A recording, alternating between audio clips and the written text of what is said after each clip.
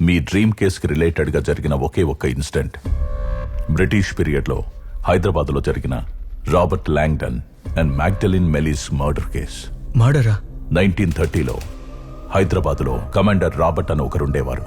ఆయనకి మ్యాగ్డలిన్ అంటే ఇష్టం, ప్రేమ. వాళ్ళిద్దరూ పెళ్లి కూడా చేసుకోవాలనుకున్నారు. పెళ్లికి కొన్ని రోజుల ముందు అర్జెంట్ గవర్నమెంట్ పని మీద వేరే ఊరు వెళ్లాడు రాబర్ట్. అప్పుడు అదే ప్యాలెస్ లో కాపలాగా ఉన్న సోల్జర్ విలియంకి మ్యాగ్డలిన్ మీద కోరిక కలిగింది.